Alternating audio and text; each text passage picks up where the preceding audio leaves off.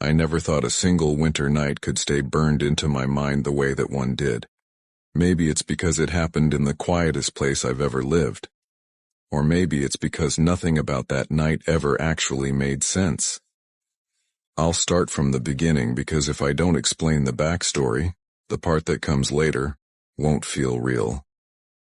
My wife, Leanne, and I moved to Ridgeford County about 2 years before this happened. It wasn't deep country, but it was one of those areas where every house sits on a few acres, where the road lights are spread too far apart, where the nights are pitch black unless there's snow reflecting the moonlight. We moved there for peace. Well, I moved there for peace. Leanne moved because she saw how badly I needed it. Before Ridgeford, we lived 30 minutes closer to the city. And closer to the city meant closer to noise, traffic, people, and the memories I was trying to outrun. My younger brother, Cade, had gone missing 3 winters earlier, vanished while walking home at dusk. They searched the woods. They searched the river. They searched abandoned cabins. Nothing. After months, the case went cold, and every winter since then has carried a certain heaviness I can't explain. So when we bought the Ridgeford house, a part of me hoped the silence would quiet my head too. It did, for a while. Then last winter came. It was December 18th, around 11:45 p.m. We'd had a brutal cold stretch that week, snow on the ground for days, the kind that freezes into a hard crust, temperature hovering around 0. Even the deer didn't come around much in that kind of cold. Leanne had already gone up to bed around 10. She had an early morning shift, and I was downstairs, half watching a late basketball game, half scrolling through my phone. The living room sits at the back of the house with a huge window that shows our whole backyard, all the way to the tree line. It's normally peaceful. That night, it wasn't. I don't know what made me look outside exactly. Maybe just habit. Maybe something moved, but when I glanced up, I froze. There was someone standing in the backyard, far back, almost at the tree line, just a dark shape at first, but then my eyes focused, and I saw the color. A red t-shirt, a damn short-sleeve red t-shirt, in 0-degree weather. I remember saying out loud, "Yo, what the hell?" as if someone else were in the room with me. I leaned forward on the couch, squinting, thinking maybe it was a trick of the light. But the figure didn't move. Just stood there beside one of the pines looking straight toward the house. Straight toward me. He didn't have a coat, didn't have gloves, no hat, nothing. Just sweatpants and that red shirt like it was July. My stomach did this weird drop, like the moment before a car crash. No dramatic music. No scream, just my instincts tightening into a knot. I went to the window and pressed my hands to the glass to block the glare. He was definitely looking at me, and I didn't recognize him. Not a neighbor. Not anyone I'd seen walking around. People didn't just wander out here, especially not late at night. Especially not dressed like that. I whispered, "What the?" And the guy didn't move. Didn't wave, didn't call out. He just stared. I went to the back door and cracked it open. A brutal blast of cold air hit me so hard my eyes watered, but the guy didn't even flinch. "Hey," I yelled. "You okay? Can you hear me?" Nothing. He heard me, I'm sure of it. He was close enough. "Man, what are you doing out here? You need help or something?" Still nothing. Just that blank stare. I felt a goosebump crawl up my back that had nothing to do with the weather. After a few seconds, the guy slowly turned. Not toward me, not toward the road. Just turned and slipped behind the pine tree. The moment he disappeared behind the trunk, the darkness swallowed him. I waited. Nothing. No footsteps. No crunching snow. No movement. "What the hell?" I murmured again and shut the door. I stayed near the window another couple minutes, scanning, waiting for him to come back out. But he didn't. Eventually I went back to the couch. Didn't sit. didn't relax. Just stood there pretending to watch the TV while my mind churned. People don't stand outside in 0 degrees wearing t-shirts. People don't stare into strangers' homes. People don't. I stopped myself. I didn't want to think where that sentence was going. Maybe he was just drunk. Maybe he was lost. Maybe he was homeless and confused. I tried to talk myself down, but something about the way he moved, slow, deliberate, like he wasn't bothered by the cold, kept replaying in my head. Half an hour passed. Maybe more. Eventually I got tired and decided to go upstairs. Before turning off the lights, I went to the back window again. He was gone. Good, I whispered. Stay gone. I turned off the lamp and walked toward the front hallway.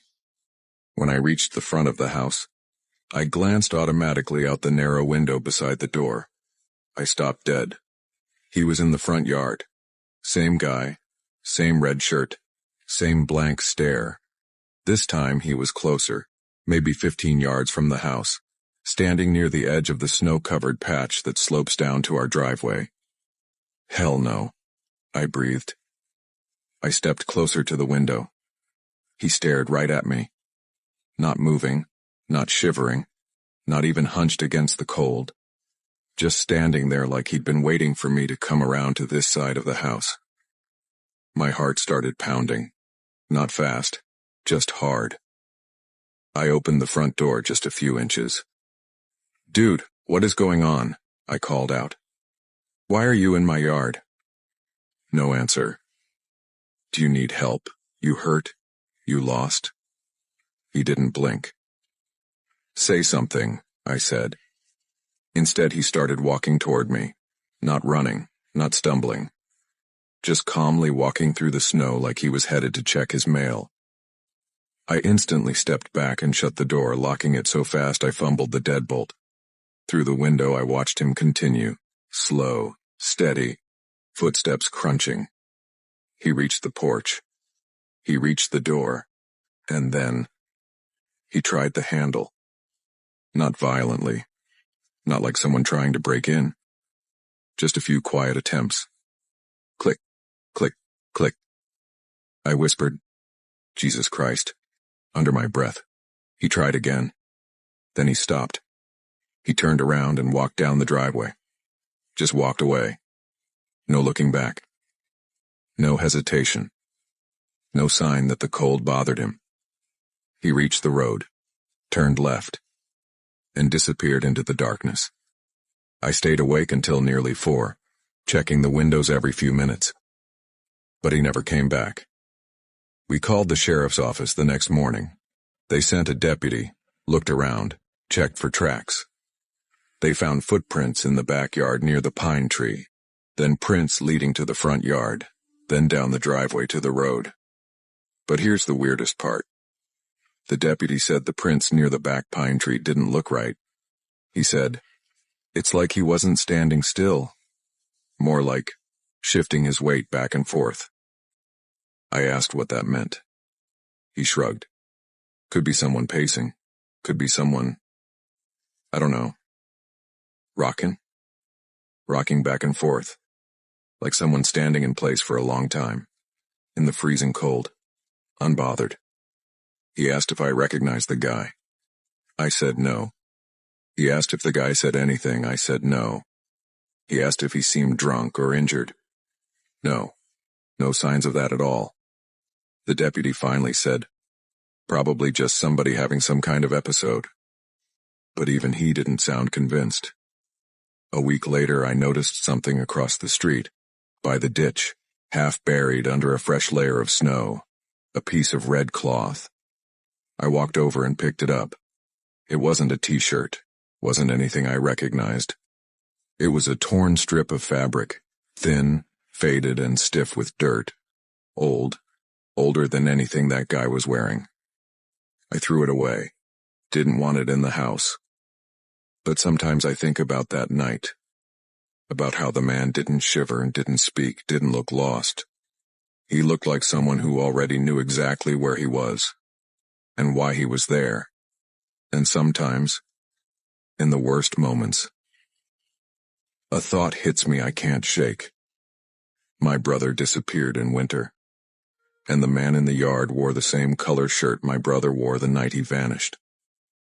I don't know what I saw that night, but I know what I felt. And I know I'll never forget the way he looked directly at me, as if he recognized me first, me.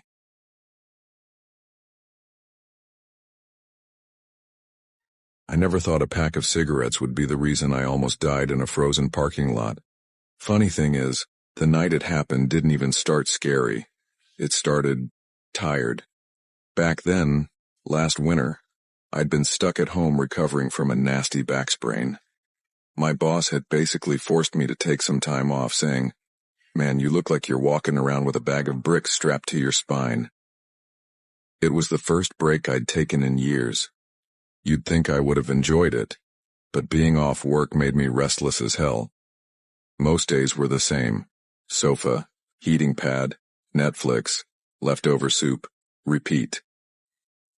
My wife, Lina, worked late shifts at the clinic during winter months, so the evenings felt even longer. I'd get bored, pace the house, open the fridge just to stare at it, check the window to watch the snow fall like static.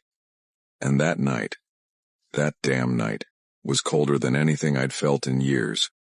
The weather forecast straight up said, "Avoid unnecessary travel." I wasn't planning to go anywhere, until around 8 p.m., when I realized I was down to my last cigarette, and we were out of cooking oil too. Perfect, I muttered to myself, digging through drawers like somehow a lost pack would magically appear. But no. Nothing. Just crumbs, a dead lighter, and a half-melted cough drop. I grabbed my coat, muttering, "It's 5 damn minutes down the road. I'll be back in 10. Our street, Bristol Lane, is quiet even on good days. On winter nights, it felt abandoned. Every house had curtains drawn, lights low, cars buried under snow like forgotten relics. My car was no better. It sat at the curb covered in a thick icy shell glittering under the street lamp. I should have scraped every window properly. I should have done a lot of things properly that night. Instead, I half-assed it. I scraped one small patch on each window. Enough to see forward. Enough for a quick trip. Enough for me to tell myself, "You'll be fine. Quit being dramatic." The engine coughed awake, headlights slicing through the swirling snow. I drove slow, partly because visibility sucked, partly because my back still hurt like hell. I passed the empty bus stop, the old community center, the laundromat with its flickering sign, until finally I reached Floyd's Corner Mart, the tiny shop sitting at a four-way crossroads. The parking lot had zero lighting. Not broken lights. There had literally never been any. Great, I mumbled. Real horror movie vibes tonight. Inside the shop, the heater blasted on full. The shopkeeper, Rami, nodded at me. "Cold one, huh?" "Cold enough to kill somebody," I replied. "You came out just for this?" he said, eyeing my snow-covered jacket. "Cigarettes, man. They always run out at the worst time." We chatted a bit. I grabbed cigarettes, oil, some snacks I didn't need. The usual. By the time he rang me up, my hands were full with random crap I didn't even remember grabbing. As he helped push the door open with his elbow, he said, "Usually I walk people to their cars at night, but I gotta cash up. Be safe, brother." "I'll be fine," I said. If I had known what was waiting outside, I would have begged him to come with me. The second I stepped out, the air slapped me in the face. Sharp, metallic cold that made your teeth hurt. The whole lot was empty except my car sitting in the corner. I pressed the unlock button on my key fob so I wouldn't fumble with bags. My car lit up instantly. Interior lights, headlights, the little red glow from the dash. It was like a beacon. A stupid, unintentional beacon. As I walked toward it, I noticed movement at the side of the crossroads. 2 men, silhouettes at first, actually running, toward the direction of the shop. I thought, damn, they're really trying to beat closing time. One ran right past me. I didn't look too closely. I just wanted to get inside the warm car. I opened the driver door, tossed all the groceries onto the passenger seat, and sat down. I didn't even have time to breathe before. Knock, knock, knock. Sharp tapping on the passenger window. My blood turned to ice. A man was standing there. Not one of the two who ran by. Someone else entirely. Older, maybe late 40s, wearing a soaked hoodie and jeans, and smiling wider than any human should be smiling in winter. His grin looked wrong. Like he was amused by something I wasn't in on. I saw his eyes flick down to the handle. The passenger door was unlocked. My heart jumped straight into my throat. I slammed my hand on the lock button so fast I nearly bent my wrist. Click. The man's grin twitched, then widened. "Hey, buddy," he mouthed through the glass. "Open up." I shook my head hard, hand trembling, trying to start the car. He chuckled. I could see his shoulders bounce with laughter, but I couldn't hear a damn thing over the pounding of my pulse. Then he pulled the handle. Once, twice, a dozen times. Like he thought if he just kept yanking, eventually the universe would give in. "Stop, just stop," I whispered to myself, as if that would calm either of us. I put the car in reverse. Beep, beep, beep, beep. My backup sensors screamed. I looked in the tiny scraped window of my rear windshield and saw a second man, standing directly behind my car, blocking me in. The panic hit me so hard my chest seized. No. No. I couldn't get out. I couldn't go forward without hitting the man at the window, and I couldn't reverse without running over the guy behind me. I gripped the wheel so tight my knuckles turned white. The man at the window stopped pulling the handle. His expression changed. That smile dropped like a mask falling away. He became still. Too still. Then, slowly, he reached into his jacket pocket. My body froze. He pulled out a kitchen knife. Not a pocket knife, not a box cutter, a full damn chef's knife with a gleaming silver blade. He slammed the flat of it against the window. Thunk. My entire body flinched. He looked directly at me, eyes wide with amusement, and shouted through the glass, "Let me in!" I couldn't hear the words, but I felt them. I hit the horn. Anything to scare them off. The guy behind me didn't flinch. The guy at the window just laughed harder, fogging up the glass with his breath. "God. Someone. Please." My voice cracked. My hands shook. I kept thinking, why here? Why me? What do they want? But all I saw was that knife pressed against my window, leaving tiny scratches that caught the light. Then, crack. He kicked my side mirror clean off. It flew into the snow like a dead bird. "Okay," I whispered. That's it. I'm not dying here." Something inside me snapped back into survival mode. I didn't care about hitting someone. I didn't care about the car. I didn't care about consequences. I put the car in reverse and floored it. The man behind me dove sideways into the snow. The man with the knife jumped, slamming his hand on the hood as I jerked the wheel and swerved out of the lot.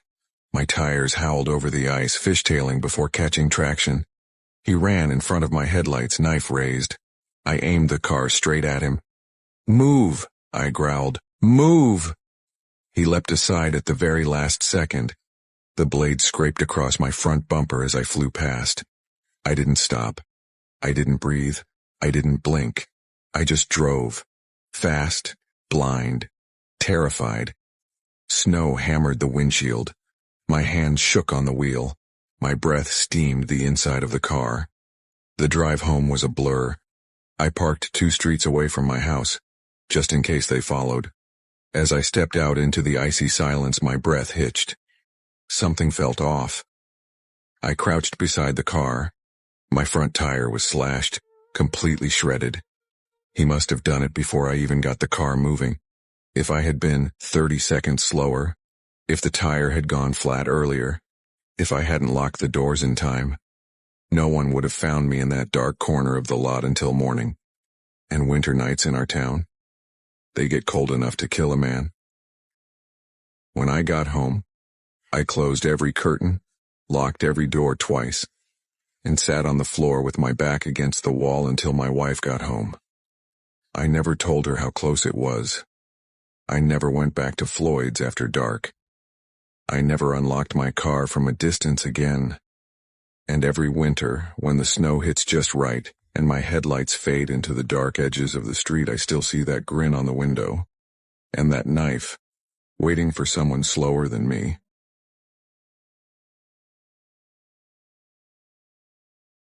I never thought a quiet winter night could change the way I look at people forever. Even now, when the temperature drops and the sky gets that gray, heavy look, I feel my chest tighten. It reminds me of the night I learned that danger doesn't always knock loudly. Sometimes it shivers at your doorstep and asks for help. Before I get into it, it's important you know a little bit about me. I grew up in a small Midwestern town where everybody claims to know everybody, even if they really don't. I moved out on my own pretty early, buying a tiny single-story home at the edge of a neighborhood called Pine Ridge Court, a place where the biggest gossip used to be whose dog pooped on whose lawn. Winters here hit hard every year, the kind where your eyelashes freeze if you breathe the wrong way. But the place was quiet, affordable, and close to work, so I managed. I've always had this thing where I feel bad saying no to people. Maybe it's because of how I was raised. If someone asks for help and you're able, don't turn your back. That's what my mom used to tell me. She didn't live long enough to see me realize that sometimes that advice can backfire hard. It was last winter, late January, when everything happened. I was off work because a snowstorm had rolled in earlier that afternoon. Most places shut down, including the small tech shop where I worked. Roads were coated in ice, the wind sounded like it was trying to peel the paint off houses, and visibility was trash. Around 8:15 p.m. I realized I was out of cigarettes, bread, and pretty much everything else you'd want if you were snowed in. I didn't plan ahead like I should have. My car was covered under a blanket of white and the idea of driving felt stupid, so I threw on boots, layered up, and decided to walk to the corner shop. It was only a 10-minute walk. When I got back home, I remember stomping the snow off my boots on the small entry rug, shaking like a leaf. The wind followed me inside as I opened the door, and right when I was locking it, I heard knocking. 3 gentle knocks, spaced apart. Not aggressive, not frantic, just tired. I froze. My neighborhood's the type where people don't bother you after dark unless something's really wrong. I cracked the door open, just an inch. A man stood there, shaking violently. Red face, ice-frosted eyebrows, clothes soaked from the storm. He didn't look homeless. His jacket was decent, boots too. He looked more like someone who'd had a bad night, not a bad life. Man, I'm sorry. He stuttered, breath fogging the air. Please, I don't want to freak you out, I need to warm up. My phone died and I already called my ride earlier, but I can't stay out here anymore. I'm freezing. His voice cracked on that last word, freezing. I hesitated. Every warning my brain could fire went off. But then he added, "Look, you don't gotta let me inside. Even just by the door. I just need to stand somewhere warm for 5 minutes. I swear I'm not gonna cause trouble." His lips were blue. His hands were trembling so violently he kept accidentally hitting his own thigh. And like an idiot, or maybe a human being, I stepped aside. "Just stay by the door," I said. "Don't track snow everywhere." He nodded quickly. Yeah, of course, thank you. He stood inside but didn't move past the mat. He kept rubbing his hands together, blowing warm air into them. For a moment, everything seemed fine.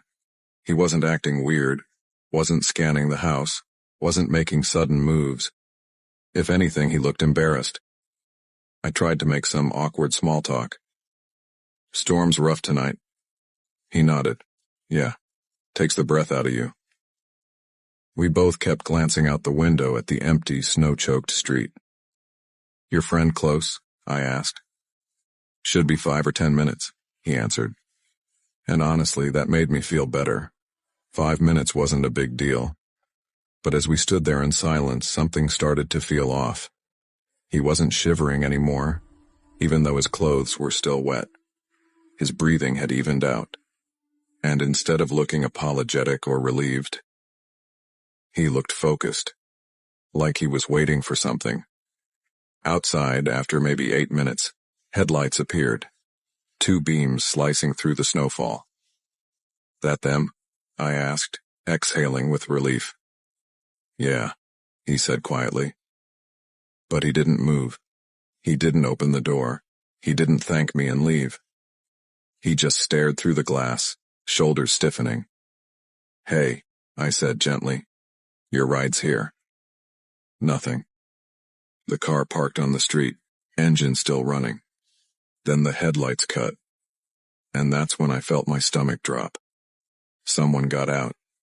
And instead of walking toward the car side facing the road, he walked straight toward my house. "Why's your buddy coming to the door?" I asked. He didn't answer. I took a step back. My voice cracked. "Hey, what's going on?"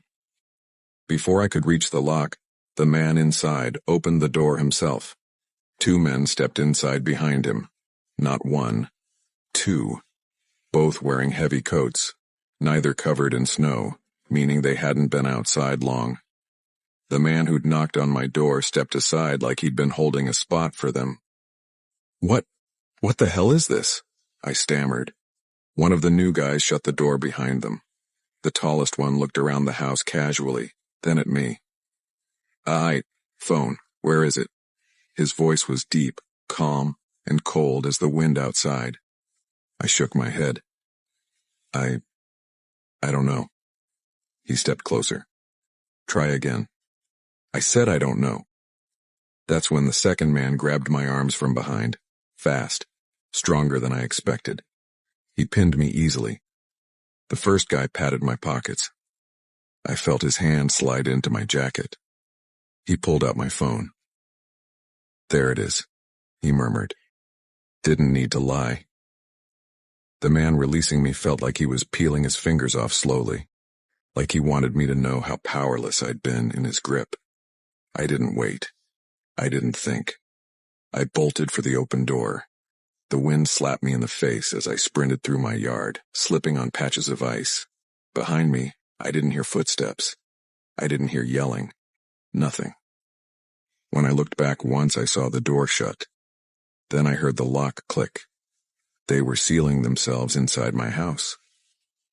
I ran to my neighbors, an older guy named Mr. Connor, who lived alone and didn't sleep much. I banged on his door like my life depended on it. He opened it, startled. Hey, what's going on? You okay?" "Call the police," I gasped. "There are people in my house." He dragged me inside and locked the door behind me. Hands shaking, he dialed 911 while I tried to control my breathing. It took the cops about 10 minutes, but when they got to my place, the men were gone. Car gone. No footprints except mine and theirs. Inside, the place wasn't trashed, just violated. Drawers opened, electronics gone, some personal stuff missing, but the house itself was intact, almost like they wanted to move quickly, professionally. I gave their descriptions. The first man, the one who pretended to be freezing, had a pale scar above his eyebrow and a twitch in his jaw. The second was tall, bald, deep voice. The third had a noticeable limp in his right leg. But whether they were ever caught, I still don't know. People keep telling me it wasn't my fault, that I shouldn't beat myself up, that anyone would have helped a guy who looked like he was freezing to death. But deep down, I know the truth. I didn't let danger into my home. I welcomed it.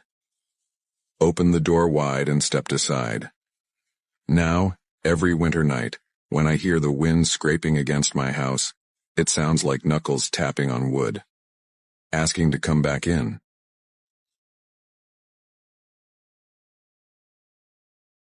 I've always loved winter. At least, I used to.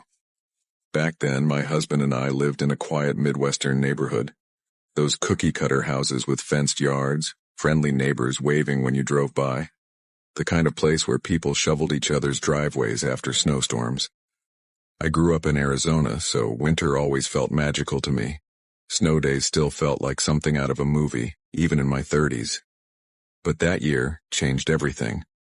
A lot of things were already weighing on me before the incident even happened.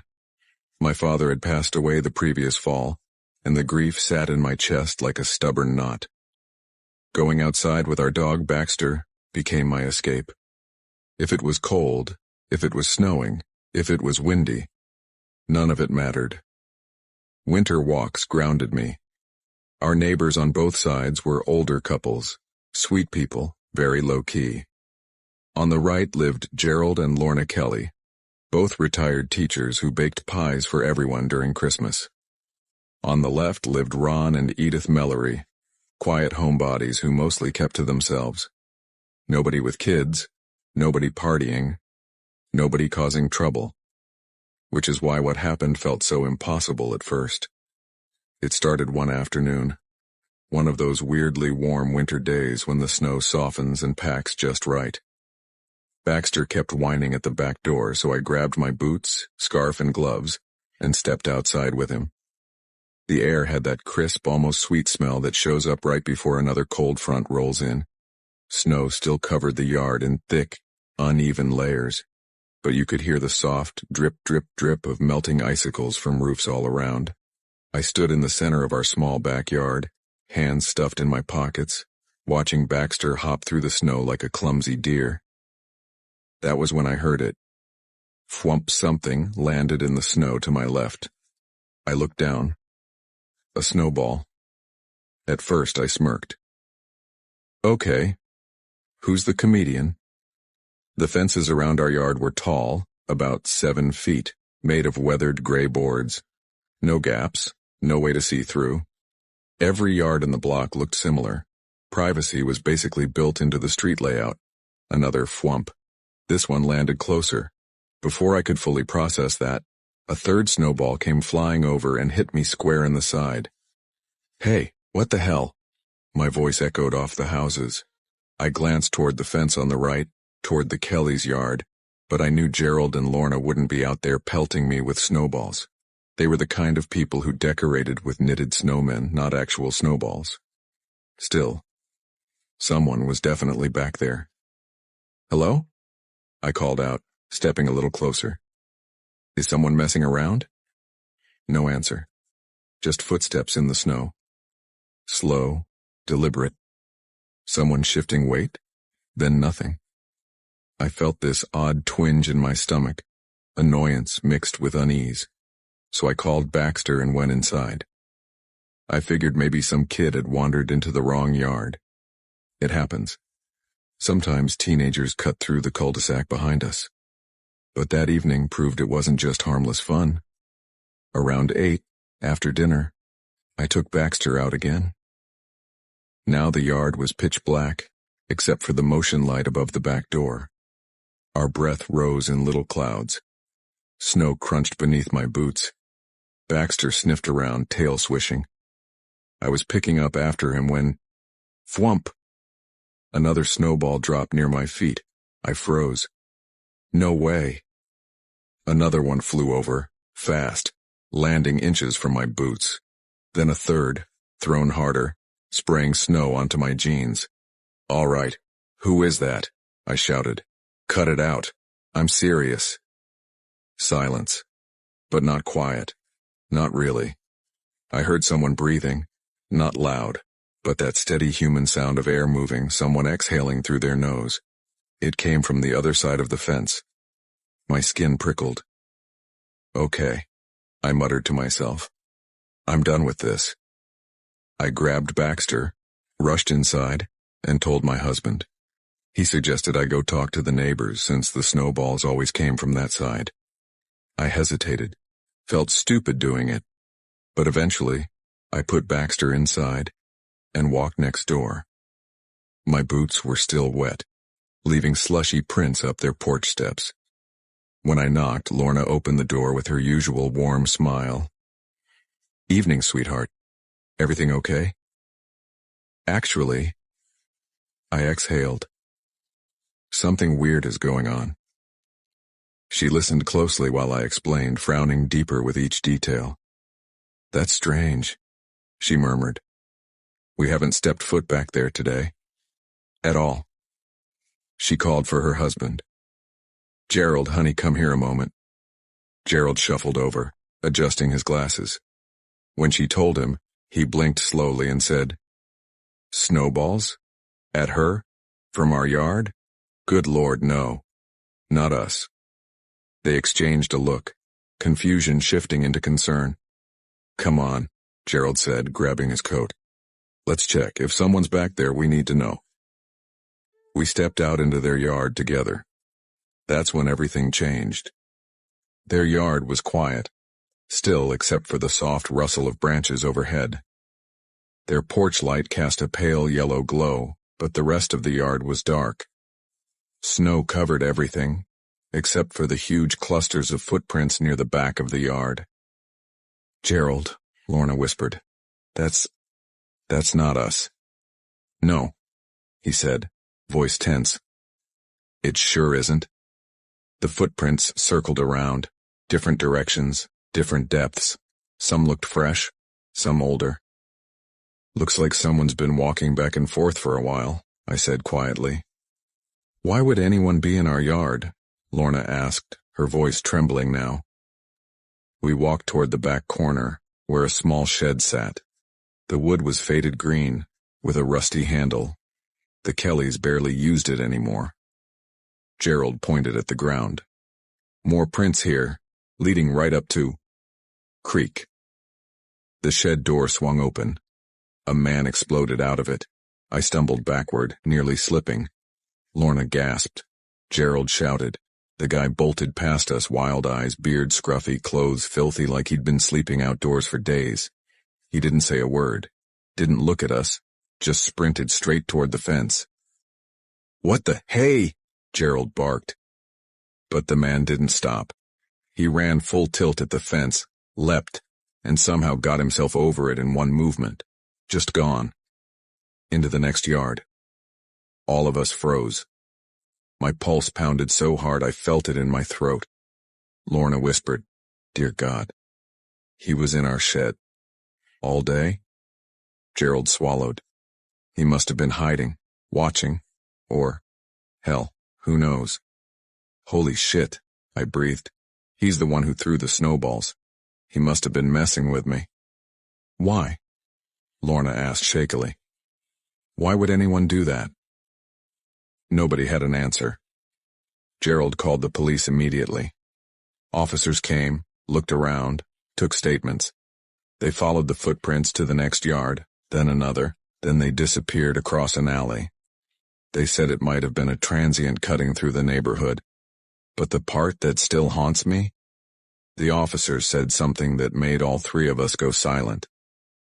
Based on the prints, he was standing by the fence for a while, watching into your yards, probably watching you.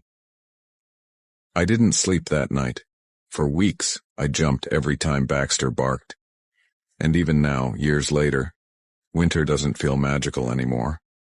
It feels like a season full of shadows. A season where anyone could be standing just on the other side of a fence, watching, waiting, throwing harmless little snowballs just to see how close they can get.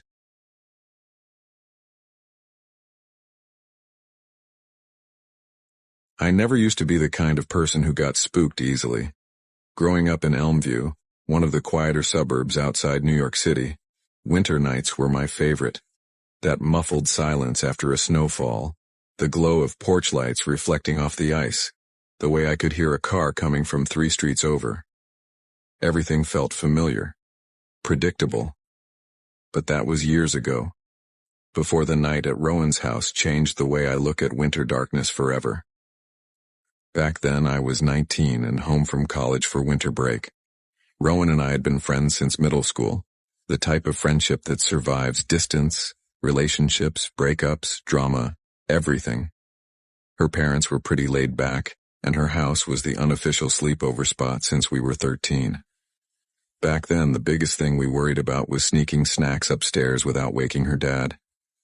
I wish those were the worst memories I had. The year everything happened, winter hit early. Real early. New York got smacked with a cold front before Thanksgiving, and by December the temperatures were brutal. The kind of cold that burned your nose hairs and made your jeans feel stiff. I had come home from my first semester feeling off. My roommate had moved out without telling me. My ex was spreading rumors around campus, and I'd been dealing with these stupid panic spikes that came out of nowhere. I didn't tell Rowan any of that right away, but she knew something was wrong. "You look tired," she said the night she invited me to stay over. "Like, dead tired." I shrugged it off. "It's college," I said. "Everybody looks like this." But she saw through it. She always did. "Come over," she told me. "We'll do the hot tub. A chill night. You need it." That hot tub. God, if I had known. Rowan's house sat on a hill, and behind the deck was a row of tight old backyards separated by wooden fences. The kind of neighborhood where houses sat close enough for neighbors to overhear arguments or smell what you're cooking. But her place was quiet at night. We started the evening inside, blasting some old music from middle school, drinking hot chocolate even though we were about to sit in boiling water outside. "You remember this?" Rowan said, dancing like an idiot. "Oh my God, stop," I laughed. We were cringe. "You were cringe," she corrected. "I was iconic." Her mom shouted from upstairs, "Don't stay in the hot tub too long, you'll boil your brains." "Too late," Rowan yelled back. It felt normal, safe, familiar. Around 9:30, we bundled in robes, stepped into the freezing air and crossed the deck toward the hot tub. The ground creaked from the cold. The sky was a heavy gray, spitting small flakes of snow. "Bro, it's actually freezing," Rowan said, pulling her robe tighter. "That's the point," I said. "Contrast therapy." "You and your YouTube science facts," she teased. We got into the hot tub, sinking under the heat. Steam rose up around us, glowing in the string lights she'd put up last summer. The whole world felt distant, quiet, just us. Around 10 p.m., Rowan went inside to pee. "You good alone?" she asked. "Yeah," I said casually, waving her off. "Go." The second she slid the door shut, the silence hit me. Winter silence is different. Heavy, like it presses on your skin. I leaned back, staring at the snow falling against the dark sky. Then, rustle. Small, subtle, behind me. I froze, turned my head slightly. "Probably a squirrel," I whispered to myself. But squirrels weren't out in that cold. Nothing really was. I swallowed, tried to ignore the knot forming in my stomach, and dunked under the water for a second. When I popped up, the cold air slapped me, and I heard it again. Rustle. Crunch. Like someone stepping lightly. I shot a look over my shoulder toward the fence that separated Rowan's backyard from old Mrs. Halberg's property. Except she didn't live there anymore. She had died the year before, and the place had been sold, but the new tenant hadn't moved in yet. Empty house, empty yard, empty darkness. I stood up so fast water sloshed over the sides. I didn't even grab my towel. I bolted across the deck, yanked the sliding door open, and stepped inside trembling. When Rowan came out of the bathroom, she stared at me. "Dude, what happened?" "Nothing," I lied. "Just got cold." "You didn't close the hot tub." "Oh, come on," she sighed. "Help me shut it." I didn't want to go back out, but I also didn't want to look insane. So I followed her. We shut off the hot tub, latched the cover, unplugged the lights, and started heading back. Halfway to the door, I patted my robe pocket. Wait, my glasses. Shit. "You want to look now or in the morning?" "I'll look now." They're probably right by the tub. I'll help. No, it's fine. You sure? Yeah. I didn't want her to think I was scared, even though I was. I stepped back out onto the snow-dusted deck. The cold bit my skin instantly. The string lights were off now, leaving only the dim porch light behind me. It wasn't enough. Shadows stretched everywhere. I crouched, hands skimming over the cold wood planks. Where the hell? I whispered. And then, rustle. Same sound. Closer. I froze. My stomach dropped like an elevator. My breath fogged in front of me in frantic little puffs. I didn't move, couldn't move. The silence stretched. Then, crunch, like someone shifting weight, a footstep.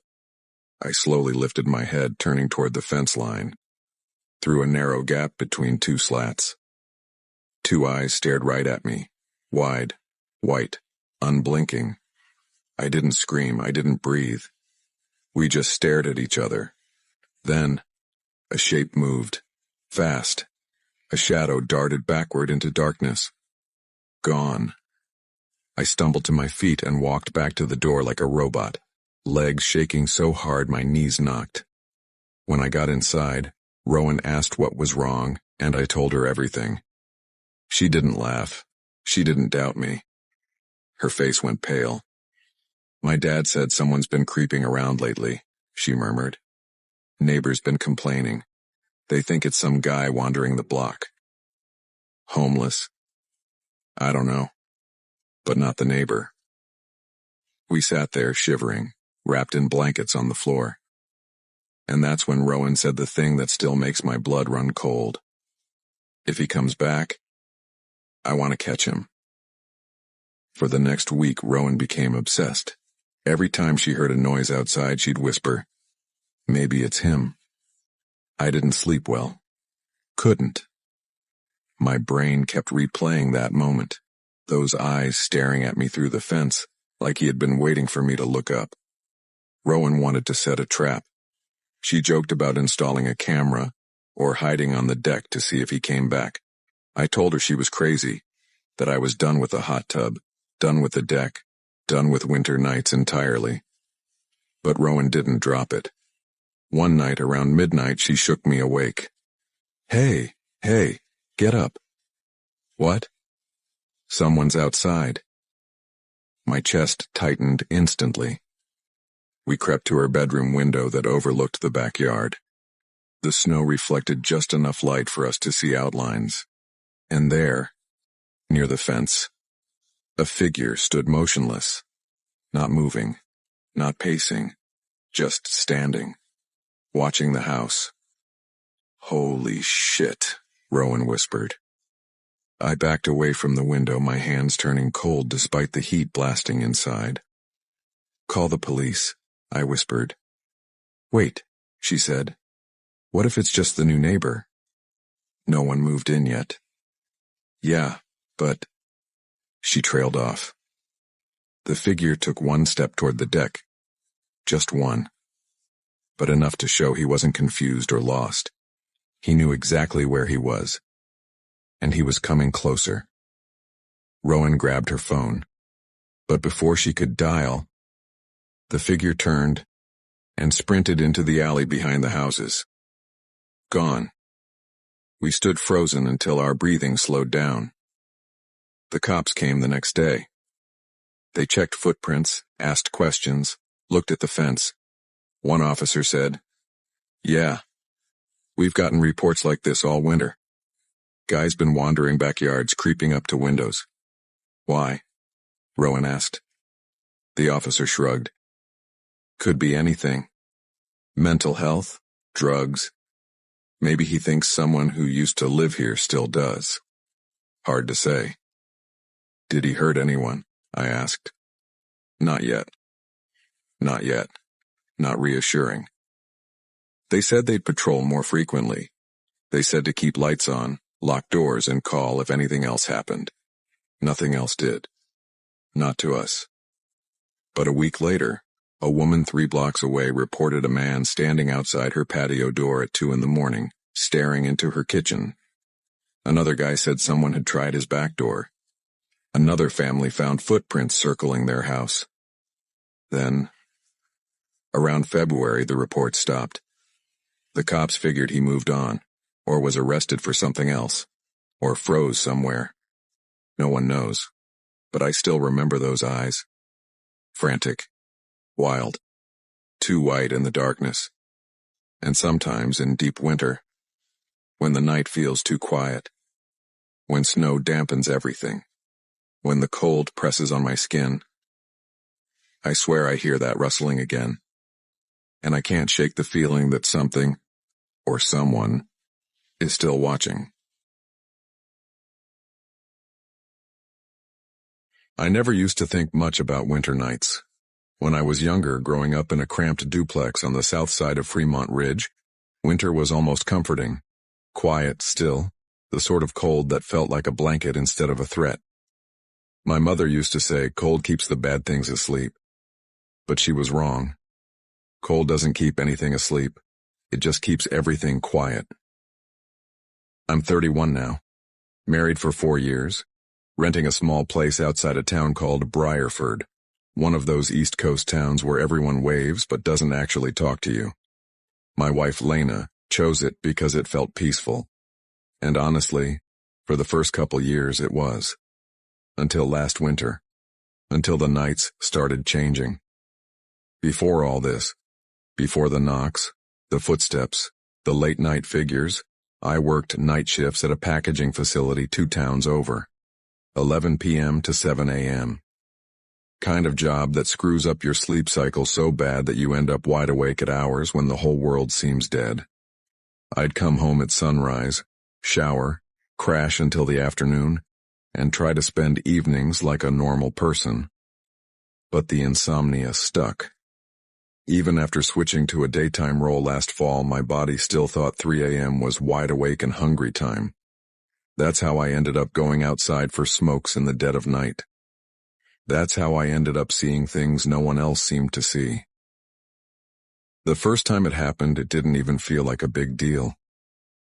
Briarford is surrounded by woods on 3 sides, and there's a lot of land behind our apartment complex. Awkward patches of trees, old hunting trails nobody uses anymore, half-buried stone fences from God knows when. Sometimes you see weird stuff out there. But people? People sitting still in the snow? That was new.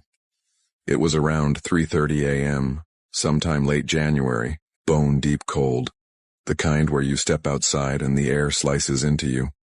Lena was asleep. Our place was dark except for the oven clock blinking green in the kitchen.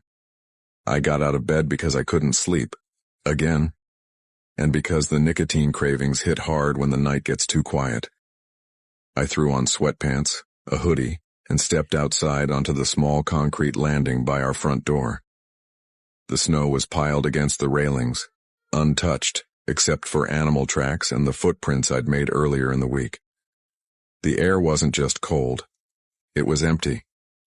Nobody driving by, no plows, no wind. The kind of silence where you feel like you're trespassing just by breathing. I lit my cigarette, took one long inhale and scanned the parking lot out of habit. And that's when I saw them. Just like before. Just like every damn winter here. A figure, someone, sitting in the snow about 15 feet from my door. Black hoodie, hood up, body still. They weren't facing me directly, more angled toward the tree line. But their posture was unnatural, like someone waiting for something. I felt my stomach tighten. Jesus, I muttered under my breath. Not again. I didn't say it loud, didn't want whoever it was to hear me. For a second I thought maybe it was some neighbor's kid, but no one brings their kid out at 3 in the morning. And besides, the shape of them didn't look young, didn't look old either. Just wrong. Like they were the idea of a person, not a person. My voice cracked as I said, you good out there? No movement, no acknowledgement. Just sitting. The cold punched harder. My breath fogged. The cigarette shook between my fingers. I did what I always did when my gut told me something was off. I went inside. Fast. Locked the door. Pulled the curtains tight. But this time was different. Because not even a minute after I stepped inside, bang, bang, bang, 3 violent knocks rattled the door like someone used their whole arm. I froze. "Lena," I whispered harshly, but she didn't stir. I edged toward the front window, lifted one slat of the blinds with a shaking finger, and saw the impossible. The figure was still sitting in the snow, exactly where they'd been, exactly the same position. And fresh footprints in the snow went from our door back to them. My mouth went dry. They knocked, they walked back, they sat down, like they wanted to be seen doing nothing while doing something. I backed away from the window and whispered, barely, "What the hell?" Nothing else happened that night. No more knocks, no voices, no footsteps. But I didn't sleep. I stayed on the couch until sunrise with the TV volume turned low, heart running like a motor. It wasn't the first time I'd seen someone out there. God knows it wasn't. Last winter, me and Lena walking at midnight smoking, laughing, trying to feel young again. We saw a guy in a heavy jacket walking ahead of us. Normal enough. But he disappeared around the building. And when we turned the corner, he wasn't there. We shrugged it off and kept walking, crunching through the snow, our breath making clouds. Then footsteps behind us. Slow, deliberate, matching our pace. I glanced back, expecting to see the guy again, but he was way too close, like he'd been standing right behind the corner waiting for us. Lena whispered, "Don't look at him, just go inside." We walked faster. The footsteps sped up. The fear dug into my spine like claws. We reached our door, slammed inside, locked it. When we peeked through the blinds, he was sitting on the bench across the lot, not moving, just staring at our door, as if he expected we'd come back out. 2 winters ago, someone standing still during a snowstorm, no coat, no phone, just standing with their face turned toward our building. Didn't move for the 20 minutes I watched. No footprints around them except their own. And every winter, never summer, never fall. Only winter. Always late at night. Always watching.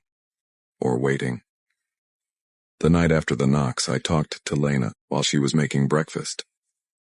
"Hey," I said quietly. "You ever hear someone knocking last night?" She didn't even glance up from the frying pan. "No. Why?" "Because someone knocked. Hard." Her shoulders stiffened. "Like someone outside?" "Yeah." "Did you open it?" "No. God, no." She turned off the stove and faced me, arms crossed. "Tell me everything." So I did. I told her about the figure outside, the knocks, the fresh footprints returning to the spot in the snow. She didn't speak for a full 10 seconds. Then she whispered, "They knocked last year too, when you were on shift, at like 2 a.m. I didn't tell you because I didn't want to freak you out." My whole chest tightened. "They knocked last year?" "Yeah," she said quietly. And when I looked out the peephole, nobody was there. That detail hit me like a truck. Nobody was there through the peephole. But when I looked through the blinds this year, the figure was sitting in the snow, the same spot, like the same person. I swallowed hard. "Why didn't you tell me back then?" She hesitated. "Because you were working nights. I didn't want you distracted driving home on the highway." For a moment I just stared at her. I didn't even know how to respond. She took a deep breath. "What do you think they want?" I didn't know. I still don't. That day, something just felt wrong in the house. Not haunted wrong, more like watched wrong. Every time I passed the windows, my eyes were drawn to the spot where the figure had been sitting. I looked up Briarford's history online, a thing I never cared about before. Who lived around here? What incidents happened? Anything. Most of it was boring. Farm history, old mills, families with names like the Harwoods, Brinleys, Osmonts. Nothing weird. But I did learn something. Our apartment complex, built right on top of old ranger cabins, the woods behind us, used to be a small, unofficial campsite for travelers back in the 60s to 80s. Some hikers froze out there over the decades. Several went missing. Locals joked about winter people who only showed up when the temps dropped, supposedly wandering the woods looking for warmth or shelter. But I wasn't superstitious. I wasn't buying ghost stories. These weren't ghosts. Ghosts don't knock. 3 nights later, around 3:12 a.m., I was in the living room watching reruns with volume low.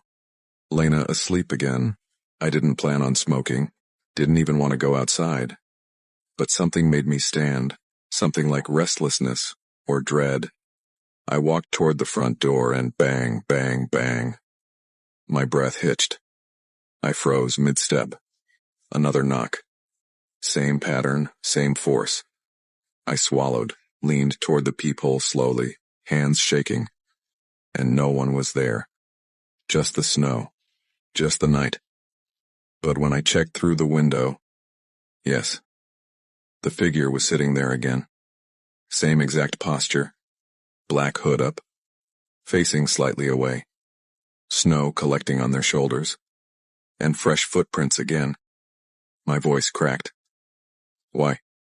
What do you want? But the figure didn't move. Not even a twitch. The next afternoon, I caught one of our neighbors outside. A guy named Rylan, mid-40s.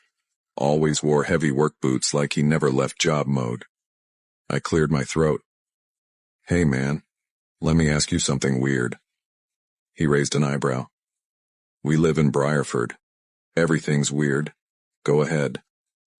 You ever see people out here late at night, like sitting around or standing still? He hesitated too long. That told me everything. Why? He asked. I keep seeing someone outside our place, a figure in black, at night, in the snow. His face drained. You saw them too. My stomach dropped. So it's not just me. Rylan rubbed his jaw. I moved here 3 years ago. Every winter around 2 or 3 a.m., I see someone standing under the lamppost by the dumpsters. Doesn't move. Doesn't talk. Just stands there until just before dawn. Do they ever come up to your door? Not mine, he whispered. But the couple in Building C moved out because someone kept knocking at their window. At night, I felt my throat tighten. What do you think it is? He looked around like the air was listening. Look, man, whatever you're seeing, don't go outside when you see them. Don't talk to them. Don't answer any knocks. Just don't. Why? Rylan's voice lowered. Because I did once. And they don't walk like normal people. I blinked. What does that mean? He shook his head. Don't make me remember it. The next week felt like a countdown to something I didn't understand. Night 1, I heard footsteps circling our building. Slow. Deliberate. Like someone dragging their feet through the snow. Night 2. Someone whispered outside our bedroom window. Just a long exhale, like breath against glass. Lena woke up and grabbed my arm. Tell me you heard that. I heard it. We didn't move for the rest of the night. Night 3. I saw more than one figure. 3 silhouettes standing near the back tree line, all facing the building, barely visible through the snowfall. Not moving. Not leaving footprints around them. Just standing. Everything built up to one night. Late February. Still snowing hard, wind howling like something alive. I couldn't sleep. Not surprising at this point. At 2:58 a.m. I checked the front window. Someone was closer than ever, sitting directly on the steps, head bowing slightly like they were nodding off. I whispered, Jesus Christ. I didn't open the door, didn't smoke, didn't breathe near the windows. At 3:11 a.m., the knock came again. Bang, bang, bang. But this time, it didn't stop. Bang, bang, bang, bang, bang. Lena yelled from the bedroom, "Call someone!" I grabbed my phone, hands shaking so bad it almost slipped. When I looked through the peephole, no one. But I could hear knocking, hear it shaking the door, feel it through the floor. I backed away, heart punching my ribs. The knocking stopped. Silence swallowed the air. Then something whispered through the mail slot. "It's cold. Let me in." My blood froze. The voice wasn't normal. It didn't sound like a person, more like someone trying to remember how to speak. I shouted, "Go away." Lena clung to me. "Please don't answer. It wants you to open it." We were shaking so hard the couch rattled. The voice whispered again, strained and wrong. Just a minute of warmth. The floor creaked outside our door. Footsteps, dragging, swaying, uneven. Then, silence. I waited 30 minutes before even approaching the window. When I finally peeked, there were 5 figures out there, standing around the building, facing our door. Their hoods all tilted slightly upward, like they were smelling the heat from inside. Not moving, not speaking, just waiting. The next morning everything was gone. Every figure, every footprint, every sign. Fresh snowfall buried all the evidence. We didn't talk much that day. Didn't sleep that night either. At sunrise I went outside to clear the steps, just to feel normal for a moment. And that's when I found it. A single handprint on the railing. Wide, long-fingered. Pressed into the ice so deep it had refrozen around it. Not human. Not normal. And still cold enough to sting my skin when I brushed it. I looked toward the woods. And for just 1 second, I swear to God, I saw someone slipping behind a tree. Slow, deliberate. Not scared, not rushed. Like they knew I was watching, like they'd be back next winter. And now, it's winter again. 2 nights ago I heard the first knock of the season. Last night I saw a figure near the dumpster facing the building. Tonight the wind is dead. The snow is falling straight down. The temperature's dropping. And as I'm writing this, as I'm sitting on the couch with the blinds half open, there's someone standing near the road. Still, silent, staring right at our apartment. They don't move. They don't blink. They don't walk away. They wait. Just like always. And winter has only begun. God help us when the knocking starts again. Because this time, I think they want inside.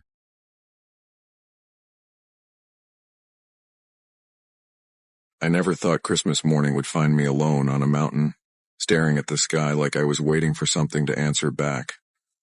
But that's exactly where I was. Standing in the freezing December wind, boots sinking into a fresh sheet of overnight snow, wondering why the hell I always ran to the woods instead of staying around people. I wish I could say I had some deep spiritual connection with nature or some poetic story behind my solo camping habit, but honestly, it was simpler than that. Ever since my mom passed a few years back, the holidays never felt right. My dad remarried and moved states. My siblings had families of their own, and I just kind of drifted into this quiet space where being alone felt easier than pretending everything was normal.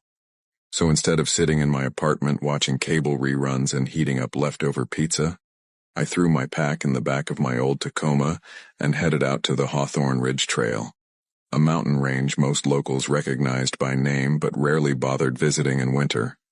It had public campsites, but this time of year they were usually dead empty. Perfect for me. The sun was barely up when I pulled into the lot. The cold air slapped me instantly, but I liked it. It kept me awake, made me feel something. I slung my pack over my shoulder, zipped my jacket up to my chin, and started the 2-mile hike to the Ridge campsite. By noon, my tent was already set up. I chose a spot next to some old pines, big enough to block the wind, spaced enough to not drop a branch on my head. I made a small fire, heated some chili from a can, and sat there, letting the quiet settle around me. It was peaceful. Creepy, sure. Winter woods always are. But peaceful. I think that's why I ignored the first weird thing. Around 3 p.m., while gathering firewood, I found fresh boot prints in the snow leading across the trail behind my tent. Normal, right? But they weren't hiking boots. They were flat-soled, cheap-looking sneakers. Thin tread, narrow footprint, size maybe 7 or 8. Way too small for a grown adult out here in winter. I crouched down and touched one. Fresh. Not even an hour old. I looked around. "Hello?" I called out, feeling stupid immediately. The sound died instantly in the cold air. No answer. No movement. Just me, a bunch of trees, and those weird tracks. "Some kid from town messing around," I muttered. "Or some idiot out here with no gear." I let it go. Mistake number 1. By sunset, the entire ridge turned orange and pink. I made a real fire this time, cooked up ramen with jerky and sat there sipping hot chocolate like some budget wilderness pro. For a few hours, everything felt right again. The cold didn't bother me. The silence didn't bother me. Then around 7:45 p.m., something snapped in the woods behind me. Not a little twig crack, this was a step. Heavy. Controlled. I froze, spoon halfway to my mouth, listening. Another step. Then one more. Slow. Deliberate. "Yo, who's out there?" I yelled. Nothing. I grabbed my flashlight, shined it toward the trees. Just trunks. Snow. Darkness. My heart thumped hard, but I forced myself to breathe. Animals move like that too, I told myself. Could have been a deer. Could have been a raccoon stepping on a branch wrong. I wasn't about to scare myself over nothing. I went to bed earlier than I planned. 8:30 maybe. But the hike had drained me, and the cold tends to make you tired faster. I zipped the tent, crawled into my sleeping bag, and eventually drifted off. 3:12 a.m. I didn't ease awake. I snapped awake. Not from a nightmare, not from cold, from sound.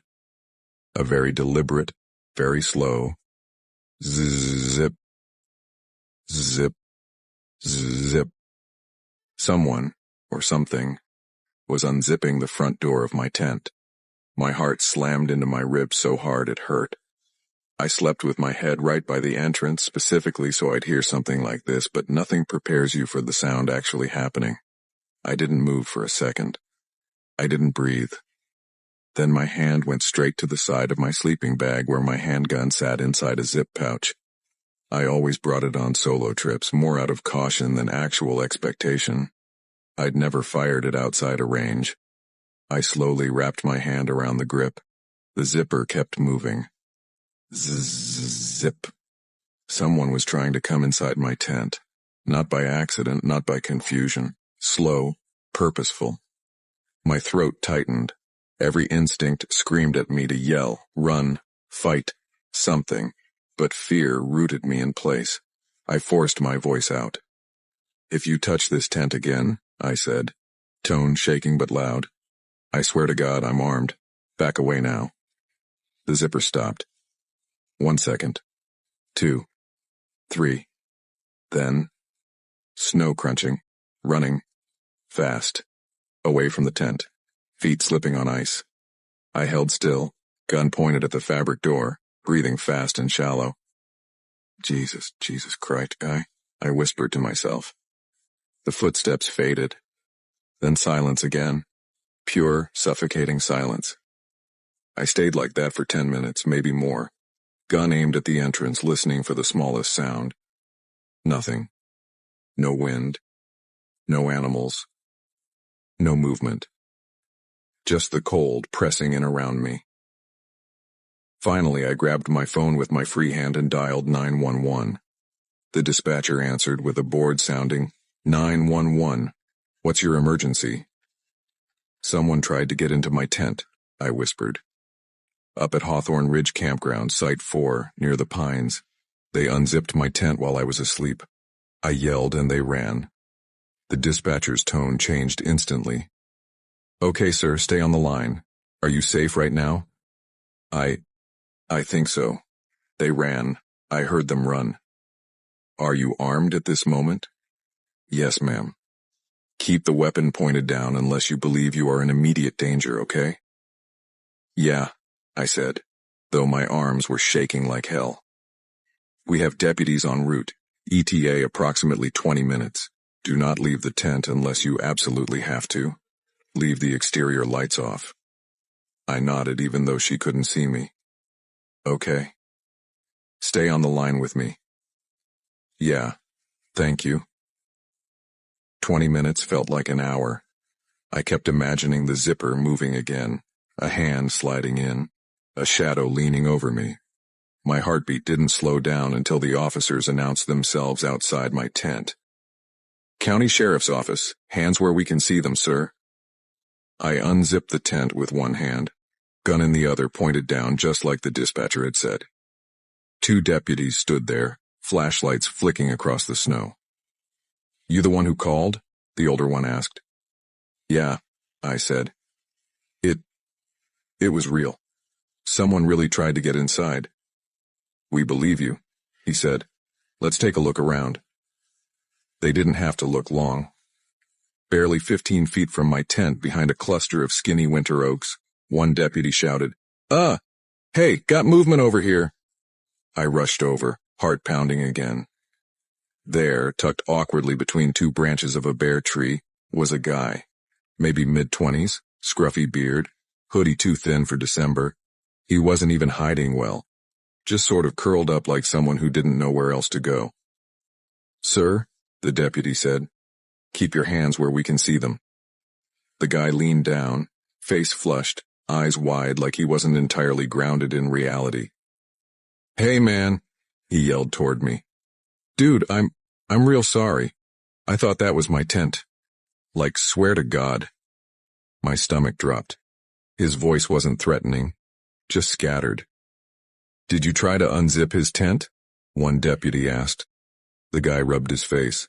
I wasn't trying to, freak anybody out. I got turned around, man.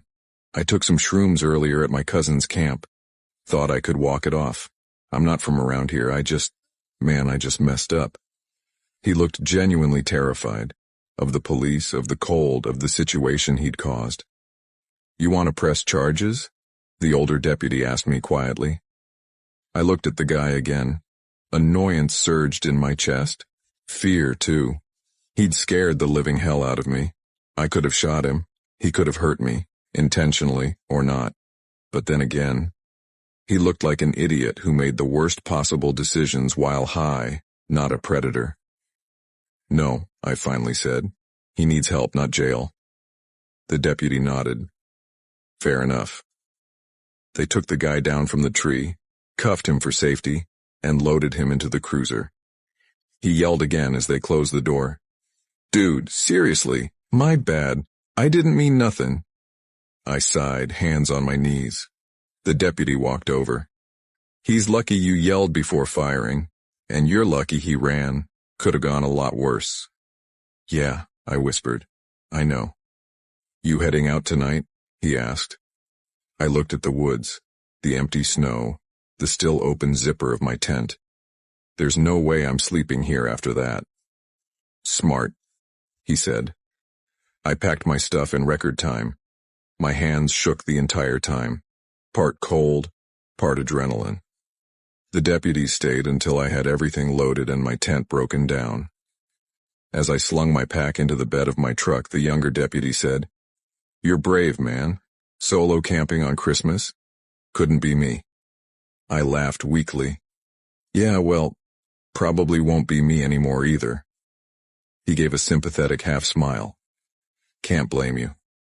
I climbed into the driver's seat, started the engine, and took one last look at the dark ridge behind me.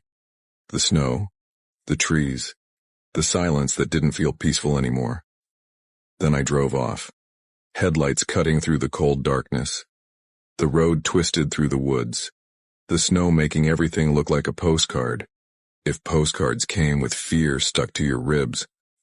Halfway down, I pulled over. My hands were shaking so badly I didn't trust myself to keep driving.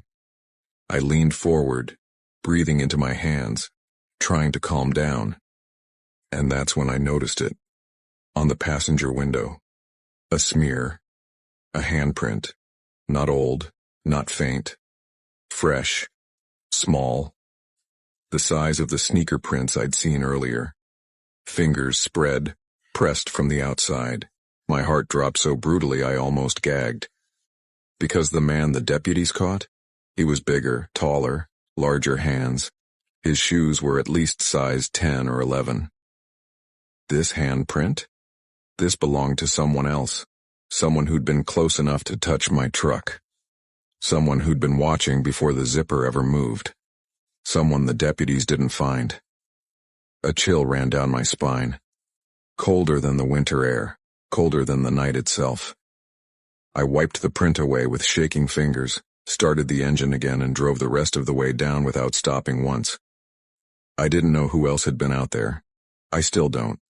But sometimes, late at night, when everything is quiet, I swear I can still hear that slow, careful sound. Sip. Like someone testing the entrance again. Like someone making sure I never forget. I don't go winter camping anymore. Not after that. Not after realizing the scariest part wasn't the guy in the tree. It was whoever else never ran.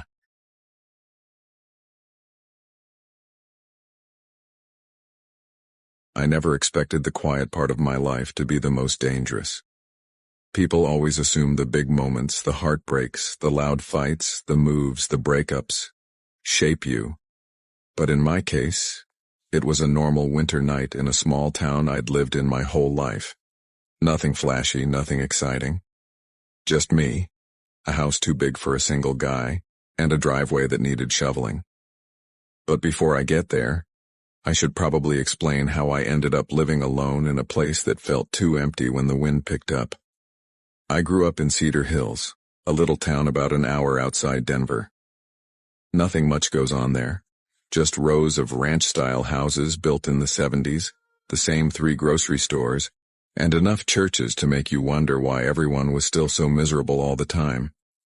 I moved away for college, bounced around a couple states for work, and then, like most people who swear they'll never move back, I found myself right back where I started.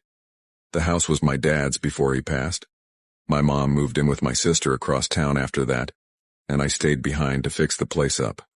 Honestly, I liked the quiet. My job at an auto parts distribution warehouse wasn't glamorous, but it paid enough. I wasn't married, didn't have kids, and I wasn't exactly the type of guy to host poker nights or whatever normal adults do when they have social lives. Most nights, it was just me. A bowl of reheated leftovers, and whatever show people kept telling me to watch. So, winter evenings were predictable. I'd work, come home, maybe shovel snow if it fell that day, and then I'd crash early. The house creaked when the temperature dropped and the heater rattled like it was smoking a pack a day, but nothing unusual ever happened. It was the safest feeling routine I'd ever had. Until that night. It had dumped snow since late afternoon. Big, thick flakes that made the neighborhood look peaceful at first, but turned into a blanket of work by dinner time. I waited it out because I wasn't in the mood to shovel twice. By the time I grabbed my winter coat and boots, it was around 8:30. The wind wasn't too rough and the air had that crisp, quiet winter stillness that makes sound travel weirdly far. My garage was attached to the house just like most homes on my street. I hit the button, listened to the rumbling door lift, and grabbed the old aluminum shovel leaning against the wall. I put my headphones in. Not earbuds, but those big over-ear ones my mom said made me look like a DJ. They weren't noise-canceling, but pretty close. I played an old playlist I'd made years back. The kind filled with songs I didn't even like anymore but didn't have the energy to delete. Shoveling took time. 20 minutes, maybe 25. I wasn't rushing. The snow was light and powdery, which helped. A couple cars drove down the street. A dog barked somewhere. Other than that, nothing. When I finished, I stomped my boots on the mat outside the garage door, went inside, shut it behind me, hung up my coat, and walked into the living room. I still had my headphones around my neck, music faintly spilling out. That was when I heard it. A door closing. Inside. It wasn't loud, not a slam. More like the soft click of a door being pushed shut by someone trying not to make noise. I stopped in the middle of my hallway, heart instantly thudding. At first I thought maybe something settled, like warm air shifting or whatever excuse people make when they don't want to face that something is wrong. But this wasn't that kind of sound. It was a door. A real door. Inside my house. And I lived alone. I took the headphones off completely and stood still, waiting, listening. The house was silent. Too silent. "Hello?" I said softly, and I immediately hated myself for saying anything at all. No answer. I walked slowly toward the other end of the house. There were only a handful of doors it could have been. The bathroom, the office, the basement door, or the coat closet by the entryway. I didn't want to open any of them. But not checking would have been worse. My palms were sweating, and my heartbeat was the only thing I could hear. I turned lights on as I went, one at a time, filling the house with a painful brightness that didn't feel comforting at all. I checked the office first. Nothing.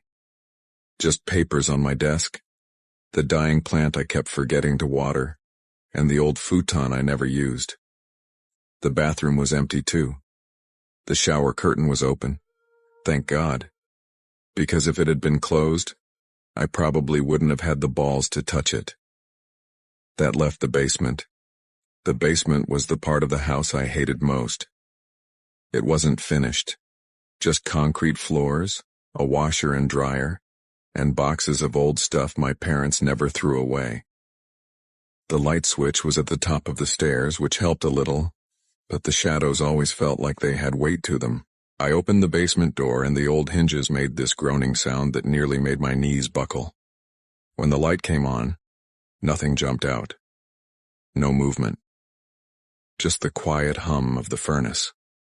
I forced myself down the steps, gripping the rail like it might save me if something lunged out. I checked behind shelves under the stairs, even behind the water heater like some idiot in a horror movie. But nobody was down there. By the time I climbed back upstairs, I felt stupid. I told myself maybe it was the wind, or maybe one of the doors was already half shut and finally clicked into place. Houses make weird noises, especially old ones. I convinced myself everything was fine. For a while, I actually relaxed. I changed into sweatpants, laid on my bed, and put on some late-night reruns. Something mindless, something comforting. I almost drifted off. Then I got up to grab a drink from the kitchen, and as I stepped into the hallway, I saw it.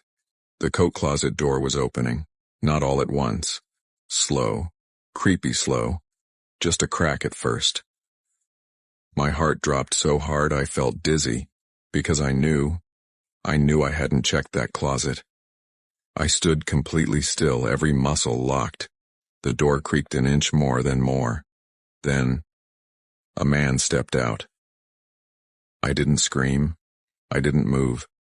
I didn't even breathe. I just stared at him like my brain shut down and switched into survival mode. He wasn't tall, maybe mid-20s. Dark hair. A beanie pulled down low. Wearing a brown jacket that looked damp from the snow. His boots were muddy. His eyes were wide, not angry, not empty, just startled. He looked as shocked to see me as I was to see him. He stammered, raising his hand slightly like I'd caught him doing something stupid. Sorry. He said it like he bumped into me at a grocery store. We stared at each other for maybe 2 seconds, but it felt like minutes. I could hear the blood rushing in my ears. Then he bolted. He didn't run at me. He ran past me straight toward the front door, He yanked it open, shoved himself outside, and sprinted into the cold, disappearing down my driveway. I moved only after he vanished. I slammed the door shut, locked it, deadbolted it, checked it twice, hell, 3 times. My hands were shaking so hard I kept fumbling the lock. I grabbed my phone and called 911, stumbling over my words as I tried to explain. The dispatcher kept telling me to breathe, to stay on the line, to stay inside.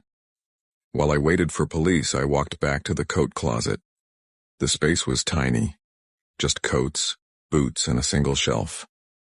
But in the corner, near the floor, one of my jackets was scrunched up weirdly, like someone had knelt on it.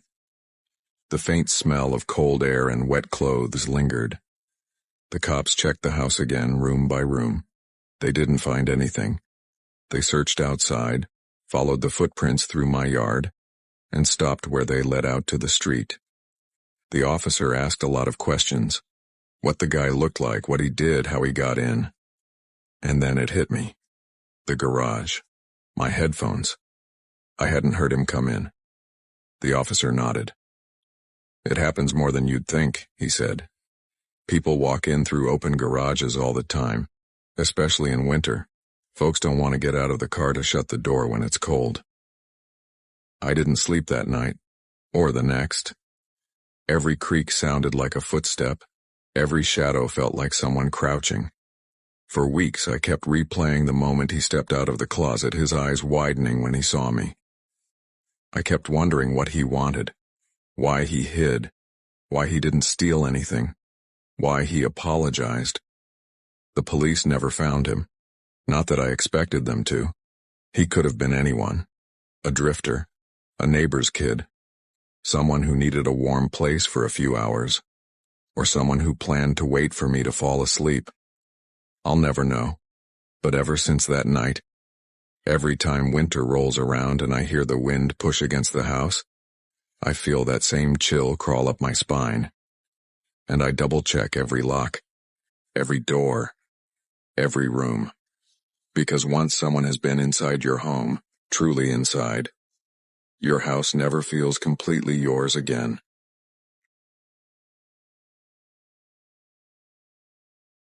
I never thought a single winter afternoon could stay lodged in my memory for almost my entire life, like a splinter under the skin you learn to live with. But some moments never soften, never fade. They just sit there, sharp, cold, and waiting, coming back in flashes whenever snow falls or a distant wind rattles tree branches. I was 6 years old, small, clueless, happy, too trusting for my own good. People always say childhood feels like a blur, but that day isn't blurry at all. I remember every sound, every breath, every crunch of snow under my boots like it's happening right now. Before I even get to what happened, I want you to understand the world I came from, the kind of kid I was, the neighborhood that raised me. Because it matters. The backstory is the story. Without it, nothing that happened later makes sense. We lived in a mid-sized city in the northern U.S., where winter wasn't a season. It was a personality. People joked that our town had 2 modes, snowing and about to snow. Our house sat 3 blocks from Frostline Park, a place every kid knew like their own backyard. It didn't have fancy playgrounds or heated buildings, just a big sledding hill, a small skating rink that froze naturally each winter, and a long stretch of woods behind the hill that everyone called the backline trees. My mom used to warn us, "Y'all stay where people can see you. Don't go wandering off into those trees, I mean it." But kids are kids. Rules melt when snow falls. My older sister Bryn was 12 that year, just old enough to think she had life figured out, and just young enough to still babysit me without complaining too much. She had a sarcastic streak, always rolling her eyes, always calling me dude, even though I was a little boy barely reaching her shoulder.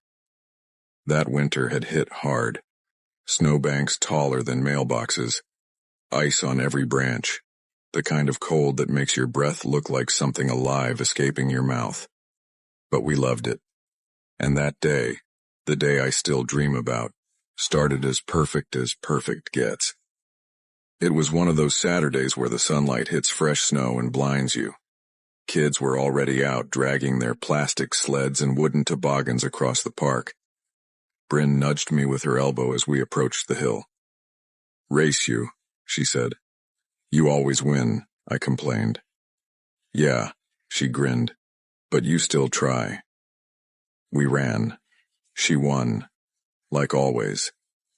Dozens of families were already there, parents holding thermoses, kids screaming as they flew down the hill. The air smelled like wet wool, hot cocoa, and cold metal. We climbed the hill probably 20 times. My legs were frozen and my mittens stiff from snow, but I didn't care. Then the hill got crowded. Way too crowded. Kids kept cutting each other off. Sleds were crashing. At one point a dad yelled, "Hey, watch where you're going, buddy," at some kid who nearly slammed into his daughter. Bryn sighed loudly. "Man, this is nuts. You good?" "Yeah," I said, though I was getting frustrated too. "Take a break for a sec. Let me catch my breath." She headed down the hill to grab a drink from her backpack, and that was the moment, the single moment, when my life split into before and after, because instead of waiting at the top, I wandered. While Bryn talked to some older kids near the bottom, I scanned the top of the hill for a better spot to slide from. That's when I noticed it. To the left, past a clump of bare trees, was a narrow path leading into the woods. It wasn't groomed or cleared, just a natural slope lined with trees and shadows. But it looked empty, peaceful, not crowded, not chaotic. And in a 6-year-old brain, not crowded instantly meant better. I dragged my sled toward it. The air changed the moment I stepped away from the noise. The shouts and laughter faded behind me until all I could hear was my boots crunching in the snow. I didn't even think about how far I was from Bryn, didn't think about the rules, didn't think about anything except how good the slide might be. I set my sled down, sat on it, and pushed off. The ride was fast, way faster than I expected. The trees blurred past. I leaned left, then right, trying not to crash. At the bottom, I skidded to a jerky stop, my heart jumping from adrenaline. "Cool," I yelled to no one. I laughed. I actually laughed. Then I pulled my sled back up the small path and did it again.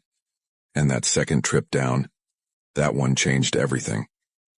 I came to a stop near a cluster of snow-covered branches, breathing hard. I was about to stand up when crunch, crunch, crunch footsteps from behind me. I turned, expecting another kid or maybe a parent. But it wasn't.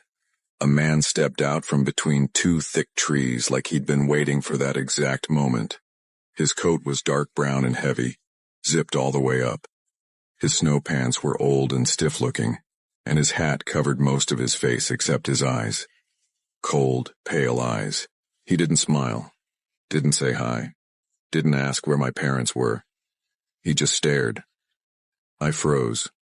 Then, without saying a word, he walked forward, reached down, grabbed the rope of my sled, and started pulling it deeper into the woods, with me still on it. My heart stopped. Hey, I said, my voice tiny. "Sir? I gotta go back up. My sister's waiting." Nothing. He didn't look at me, didn't acknowledge me, just kept pulling. The snow squeaked under the sled runners. The trees grew thicker, darker. The sunlight disappeared behind branches. I felt my chest tighten. "Sir?" I said louder. "I want to go back now." Still nothing. I tried again, voice cracking. "Please, I want to go back." No answer, no pause, not even a grunt. Just steady, deliberate pulling. Something about the way he moved. Slow, controlled, like he'd practiced, made my stomach twist. I looked behind us. The hill was gone. The sound of kids was gone. It was just me, the sled, and this stranger leading me God knows where. Fear hit me so hard I felt dizzy. I whispered, "Stop." But he kept walking. That was the moment something primal in my tiny body snapped awake. Something survival-based. Something older than logic. I jerked my hands off the sled, scrambled off the plastic seat, and stumbled onto my feet. He stopped. Not slowly, not casually. He stopped exactly the second I moved. That scared me more than anything. I didn't look at him again. I just ran. The path that felt long on the way in suddenly felt impossibly short on the way out. My feet barely touched the ground. My breath turned into sharp clouds. Branches whipped against my jacket. My lungs burned. I didn't turn around, but I heard him. Snow shifting, boots adjusting. A soft thump, maybe a step, maybe not. I was too scared to look. I kept running until daylight exploded through the branches again. The top of the hill appeared like salvation. Kids, noise, safety. I sprinted toward it. Bryn spotted me first. "Dude, where the hell were you?" she yelled, sounding more annoyed than worried. At first, I bent over, trying to breathe. My sled, there was..." She frowned. "What?" "Spit it out." "A man," I gasped. He took my sled. I think he was pulling me somewhere." Her expression changed instantly. "Wait, what? What man?" "He didn't talk. He just grabbed it and walked." I jumped off. "He stayed back there." Bryn's face went pale. "Show me." We walked toward the tree line together, Bryn gripping my arm like she was afraid I'd disappear again. My sled was sitting on the snow, rope stretched out like someone dropped it mid-step. But the man? Gone. Completely gone. Bryn looked around, turning in slow circles. "Who the hell was he?" she whispered. "I don't know." She picked up the sled and tugged at my coat. "We're going home. Now." Mom and Dad listened at the kitchen table, their faces shifting fast between concern, anger, fear, disbelief. Mom kept running her hands through her hair, muttering, "Jesus. Jesus, what kind of sick bastard?" Dad clenched his jaw until his cheek twitched. "Did he touch you?" he asked sharply. "No," I whispered. "He just pulled the sled." "Did he talk?" "No." "Did he chase you?" "I don't think so." Dad stood abruptly. "I'm calling the cops." The police took the report seriously. Really seriously.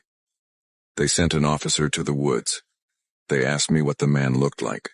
They asked Bryn what she saw. A week later, Mom overheard two officers quietly talking on our porch. One of them said, "Same description as the guy from Lakeview last winter. He watches kids, doesn't talk, just follows." I wasn't supposed to hear that, but I did, and it stuck. As an adult, I understand what almost happened. As a kid, I just knew it felt wrong. But now I know exactly what that man was doing. He didn't pull my sled because he wanted to help. He didn't pull it because he was confused. He didn't pull it because he thought I was lost. He pulled it because I was alone. Hidden. Out of sight. Easy. That path was quiet. Remote. Perfect. And I truly believe, if I hadn't jumped off that sled, if I hadn't run when I did, if fear hadn't kicked me into instinct, I would have vanished into those woods. Just another winter mystery. Another face on a poster. Another name whispered for a few months and then forgotten. But I ran. And the man stayed still, like he knew the moment was over, like he'd try again another day.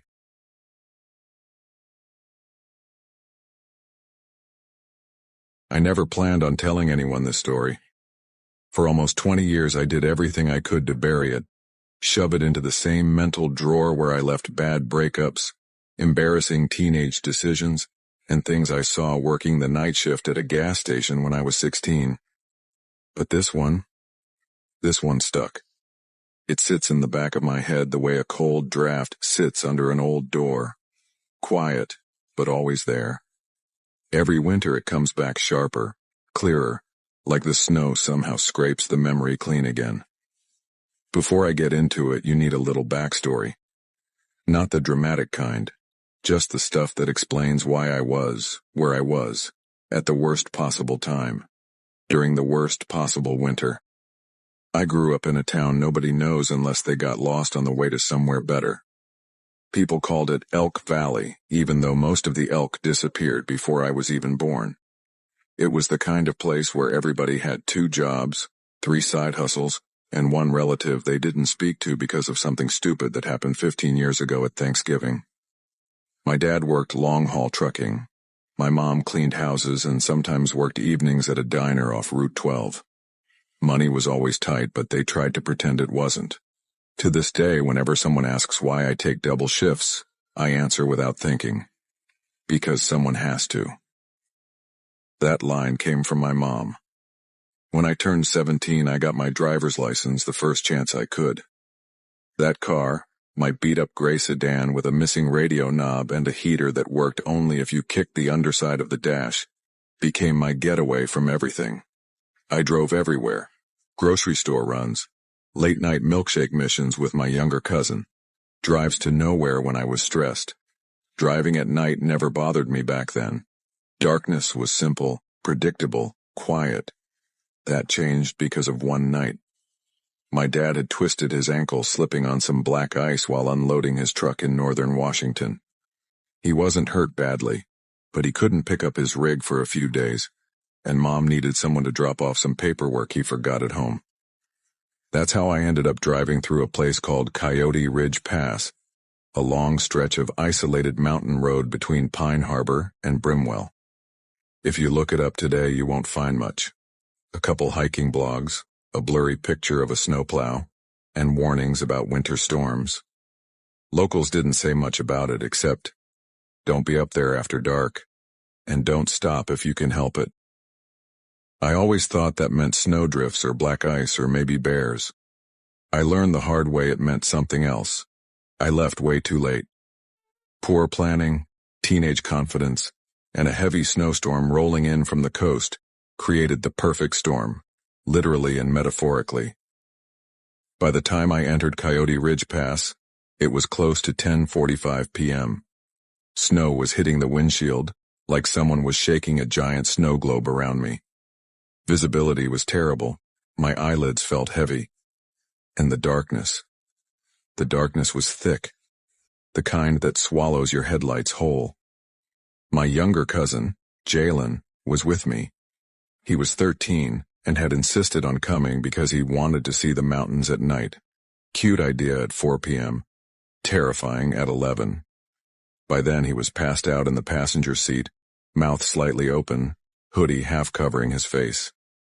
I remember thinking, okay, I'll pull off just for a minute. Just need a quick nap. 20 minutes max. You know when you make a decision in your life that seems so simple in the moment but ends up defining everything that happens afterward? That was one of those decisions.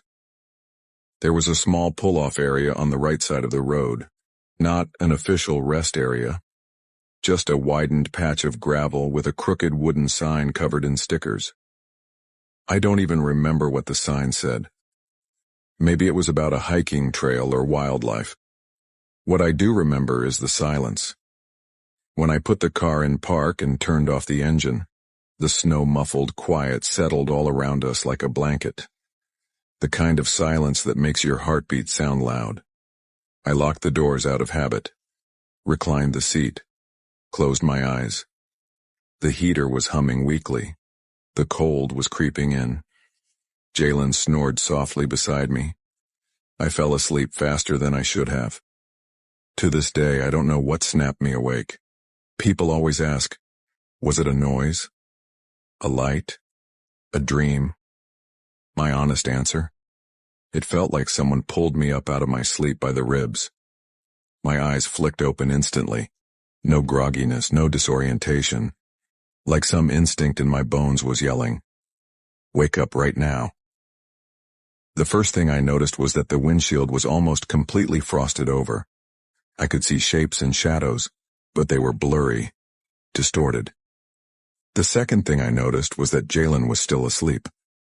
The third, and this is where everything starts to go wrong, was the sound. Click, click, click. Metal shifting. Plastic flexing. Not tapping, not scratching, but the unmistakable sound of someone trying my car door handle. At first I thought, maybe it's just the wind. But then another handle on the other side. Then another. Then another. My breath caught in my throat so fast I almost choked. I sat up slowly, so slowly the seatbelt buckle barely made a sound, and squinted through the windshield. There were people outside, figures. Not one, not two, more, 4, maybe 5 shapes moving around the car. I didn't see faces, just silhouettes, bulky jackets, hunched shoulders, hands gripping the handles aggressively, and they were all trying to get inside, all at once, every door, every angle, like they'd done this before. My pulse hammered so hard I could hear it in my teeth. I whispered, terrified, "Jalen, wake up. Wake up right now." He mumbled something and shifted in his seat, still half asleep. I didn't blame him. I could barely process it myself. I kept my voice low and sharp. "Kid, wake up. Now." He opened his eyes, confused. What's going on?" I swallowed hard. "There's people outside." One of them leaned close enough to the driver window that I could make out the faint outline of a face through the frost. A man's voice, low, hoarse, and way too calm, said, "Hey, unlock the door. You okay in there?" Every instinct in me screamed, "Don't talk, don't respond, don't move."